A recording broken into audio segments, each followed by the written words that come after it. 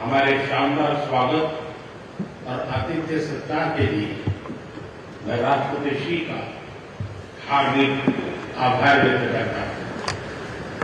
आज उज्बेकिस्तान का independence day है। कल किर्गिस्तान का राष्ट्रीय दिवस था। इस अवसर पर मैं दोनों लीडर्स को बधाई और शुभकामनाएं देता हूं। एक्सेलेंसी, पिछले 24 वर्षों में एससीओ का पूरे यूरेशिया क्षेत्र की एक्सटेंडेड फैमिली को जोड़ने में बहुत महत्वपूर्ण योगदान रहा। भारत ने एक सक्रिय सदस्य के रूप में हमेशा कंस्ट्रक्टिव और सकारात्मक भूमिका निभाई है। एससीओ को लेकर भारत की सोच और नीति 3 मुख्य स्तंभों पर आधारित है। एससीओ, एस सिक्योरिटी, सी कनेक्टिविटी, ओ अपॉर्चुनिटी। पहले स्तंभ एस यानी सिक्योरिटी के संदर्भ में मैं कहना चाहता हूं कि सुरक्षा, शांति और स्थिरता किसी भी देश के विकास का आधार है। किंतु इस मार्ग में आतंकवाद, अलगाववाद और अतिवाद बड़ी चुनौतियां हैं। आतंकवाद सिर्फ किसी देश की सुरक्षा ही नहीं, बल्कि पूरी मानवता के लिए एक साझा चुनौती है। कोई देश, कोई समाज, कोई नागरिक अपने आप को इससे सुरक्षित नहीं समझ सकता।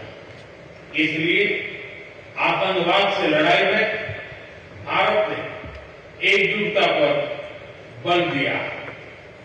इसमें एससीओ रेट्स की बहुत महत्वपूर्ण भूमिका रही।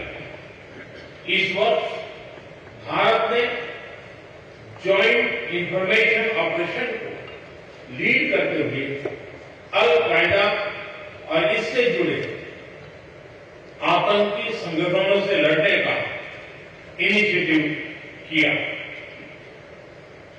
हमने रेडिकलाइजेशन के विरुद्ध समन्वय बढ़ाने और मिलकर कदम उठाने का भी प्रस्ताव रखा।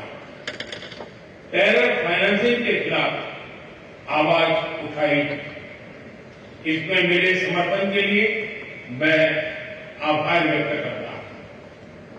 एक्सेलेंसी, भारत पिछले 4 दशकों से निर्मम आतंकवाद का दंश झेल रहा है।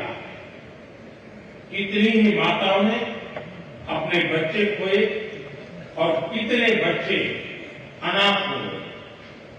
हाल ही में हमने पहलगाम में टेररिज्म का बहुत ही घिनौना रूप देखा। इस दुख की घड़ी में जो मित्र देश हमारे साथ खड़े रहे, मैं उनका आभार व्यक्त करता हूं। यह हमला केवल भारत की अंतरात्मा पर ही आघात नहीं था, यह मानवता में विश्वास रखने वाले हर देश, हर व्यक्ति को खुली चुनौती थी। ऐसे में प्रश्न उठना स्वाभाविक है, क्या कुछ देशों द्वारा आतंकवाद का खुलेआम समर्थन हमें स्वीकार्य हो सकता है? एक्सेलेंसी, हमें स्पष्ट रूप से और एक स्वर में कहना होगा कि आतंकवाद पर कोई भी डबल स्टैंडर्ड स्वीकार्य नहीं होंगे। हमें मिलकर आतंकवाद का हर रंग में, हर रूप में विरोध करना होगा। ये मानवता के प्रति हमारा दायित्व है।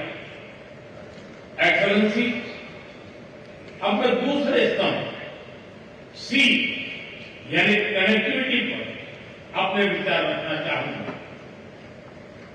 भारत का हमेशा से मत रहा है कि मजबूत कनेक्टिविटी से केवल व्यापार ही नहीं बल्कि विश्वास और विकास के द्वार भी खुलते हैं।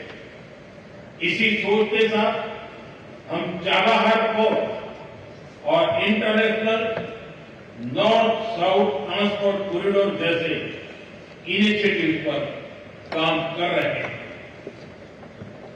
इनसे हम अफगानिस्तान और मध्य एशिया के साथ संपर्क बढ़ा सकते हैं।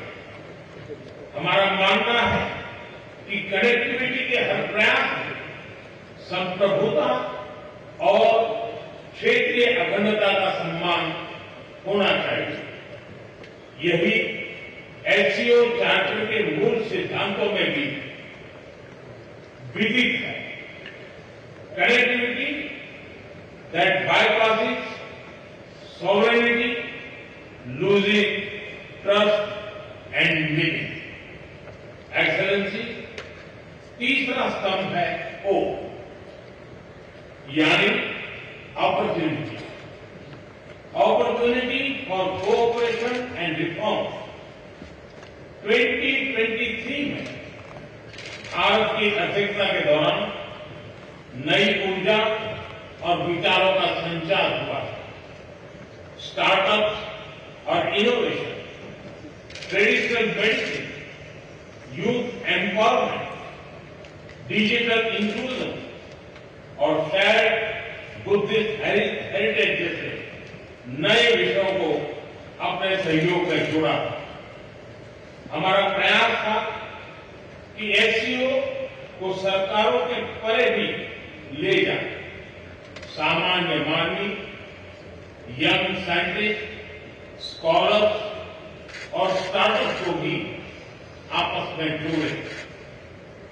हमारे पीपल टू पीपल टाइम को दृढ़ता देने के लिए मैं आज एक और सुझाव रखना चाहूंगा। एससीओ के अंतर्गत एक सिविलाइजेशन डायलॉग फोरम बनाया गया। इससे हम अपनी प्राचीन सभ्यताओं, कला, साहित्य और परंपराओं को वैश्विक मंच पर साझा कर सकते हैं। एक्सेलेंसी, आज भारत रिफॉर्म, परफॉर्म, ट्रांसफॉर्म के मूल मंत्र पर आगे बढ़ रहा है। कोविड हो या वैश्विक आर्थिक अस्थिरता, हमने हर चुनौती को अवसर में बदलने का प्रयास किया है। हम लगातार वाइड रेंजिंग रिफॉर्म पर काम कर रहे हैं। इससे देश में विकास के साथ साथ अंतर्राष्ट्रीय सहयोग के लिए भी नए अवसर खुल रहे हैं। मैं आप सभी को भारत की विकास यात्रा से जुड़ने के लिए आमंत्रित करता हूं।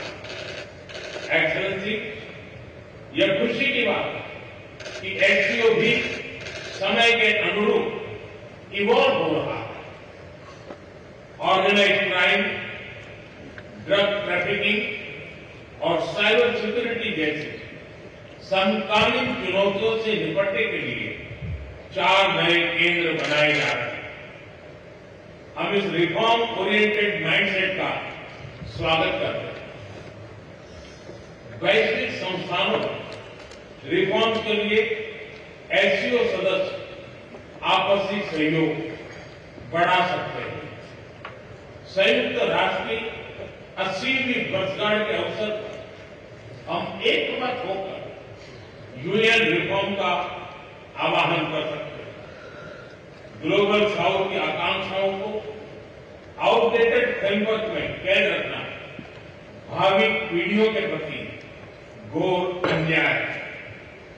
नई पीढ़ी के बहुरंगी सपनों को हम पुराने जमाने की ब्लैक एंड व्हाइट स्क्रीन पर नहीं दिखा सकते।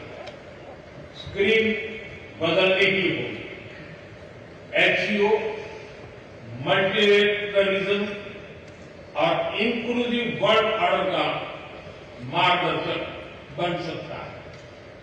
मुझे खुशी है कि इस महत्वपूर्ण विषय पर आज एक स्टेटमेंट जारी किया जा रहा है।